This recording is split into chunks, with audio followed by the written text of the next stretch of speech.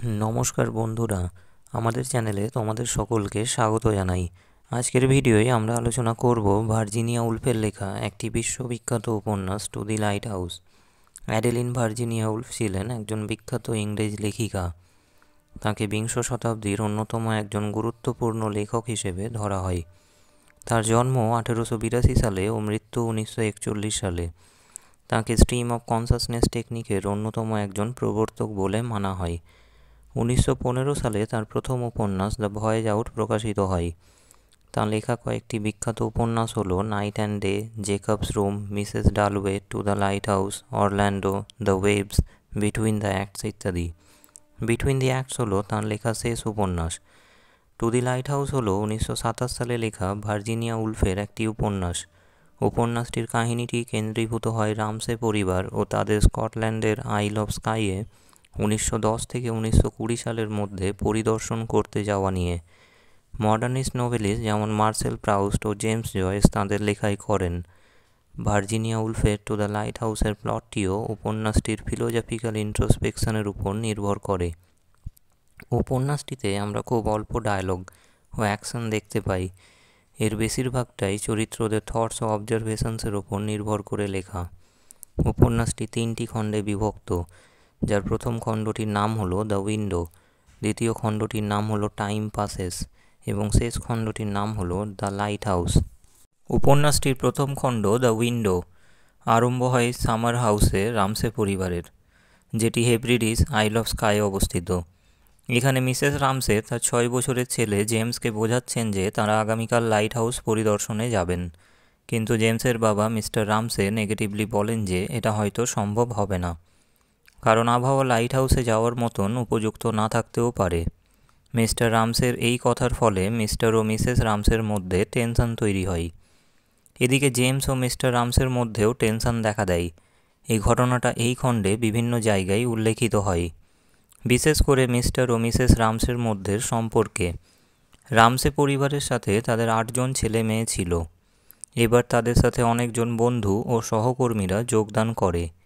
এই বন্ধুদের মধ্যে একজন হলো লিলি ব্রিস্কো, যে উপন্যাসের প্রথম দিকে একজন ছোট কম বয়সী পেন্টার। সে মিসেস রামসে ও জেমসের ছবি আঁকার চেষ্টা করে। এই লিলি ব্রিস্কো পুরো উপন্যাস জুড়েই তার নিজের ছবি আঁকার দক্ষতার উপরে সন্দেহ প্রকাশ করে, কারণ আরেকজন অতিথি চার্লস ট্যান্সলে, যে বারবার তাকে বলতো যে মেয়েরা ছবিও আঁকতে পারে না ও ভালো লেখিকাও হতে পারে না। এই ট্যান্সলে আবার মিস্টার রামসের বড় ভক্ত ছিল। তিনি ফিলোজফির প্রফেসর ছিলেন। ট্যান্সলে তার শিক্ষাগত যোগ্যতার প্রশংসা করত। উপন্যাসটির এই খণ্ডটি শেষ হয় একটি বড় ডিনার পার্টির মধ্য দিয়ে। এখানে অগাস্টাস কারমাইকেল নামক একজন কবি আসেন। এদিকে মিসেস রামসে পল রিলি ও মিন্টা ডয়েলের ওপর একটু রেগে যান, কারণ তারা ডিনার পার্টিতে দেরিতে এসেছিল। মিসেস রামসে এদের দুজনের এনগেজমেন্টের ব্যবস্থা করেছিলেন। উপন্যাসটির দ্বিতীয় খণ্ডটির টাইটেল হলো টাইম পাসেস এবং এই খণ্ডটি সময় পেরিয়ে যাওয়ার একটি অনুভূতি দেয়। 10 বছর পেরিয়ে যায় এর মধ্যেই প্রথম বিশ্বযুদ্ধ শুরু ও শেষ হয়ে যায়। মিসেস রামসে ও তাঁর 2 সন্তান মারা যান। প্রু মারা যায় সন্তান জন্মানোর সময়ের জটিলতার কারণে, ও অ্যান্ড্রিউ যুদ্ধে মারা যায়। মিস্টার রামসে একা হয়ে পড়েন। উপন্যাসের এই খণ্ডের গল্পটি আমাদেরকে ওমনিসায়েন্ট পয়েন্ট অফ ভিউ ও কখনো কখনো মিসেস ম্যাকন্যাবের পয়েন্ট অফ ভিউ থেকে শোনানো হয়। মিসেস ম্যাকন্যাব রামসে পরিবারে কাজ করত প্রথম থেকেই, এবং তার দৃষ্টিভঙ্গিতে আমরা বুঝতে পারি যে কিভাবে এই সামার হোমের অনেক কিছুই বদলে গেছে অনেক বছর এখানে কেউ না আসার কারণে। উপন্যাসের তৃতীয় খণ্ডটির নাম হলো দি লাইট হাউস। উপন্যাসের এটি শেষ খণ্ড। এখানে রামসে পরিবারের বাকি সদস্যরাও ও অন্যান্য অতিথিরা তাদের সামার হোমে আবার আসেন।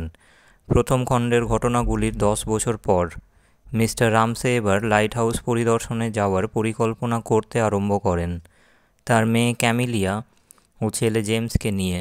উপন্যাসের প্রথম খণ্ডে তারা যেতে পারেননি, কিন্তু এবারও পরিদর্শনটি প্রথমে হয় না, কারণ ক্যামিলিয়া ও জেমস যেতে চায় না, কিন্তু শেষমেশ তারা যেতে রাজি হয়। জেমস প্রথমবার এখানে তার বাবার মুখে নিজের প্রশংসা শুনতে পায়, কিন্তু বাবার সাথে নিজেকে কানেক্টেড অনুভব করে। ক্যামিলিয়ার তার বাবার প্রতি মনোভাবটিও পাল্টে যায় এই খণ্ডটিতে। লাইট হাউসে তাদের সঙ্গে ম্যাকালিস্টার নামক একজন নাবিক ও তার ছেলে এই ভ্রমণের সময় মাছ ধরে। যখন তারা লাইট হাউসের জন্য জলপথে রওনা হয় তখন লিলি উপন্যাসের শুরুতে যে ছবিটি আঁকছিল সেটিকে সম্পূর্ণ করার চেষ্টা করে। সে মিস্টার ও মিসেস রামসেকে নিয়ে তার স্মৃতিকে বিবেচনা করতে আরম্ভ করে। মিসেস রামসে তার জীবনকে নিয়ে তার মনে নানা রকমের অনুভূতি দেখা দেয়। যখন এই সেইলিং পার্টি লাইট হাউসে পৌঁছায় তখন সে খুশি হয়।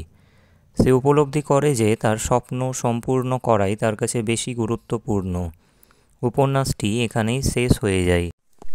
ভার্জিনিয়া উলফ এই উপন্যাসে বেশ কিছু গুরুত্বপূর্ণ থিমসের উপস্থাপনা করেছেন, যার মধ্যে দুটি খুব গুরুত্বপূর্ণ থিম হলো complexity of experience, complexity of human relationships.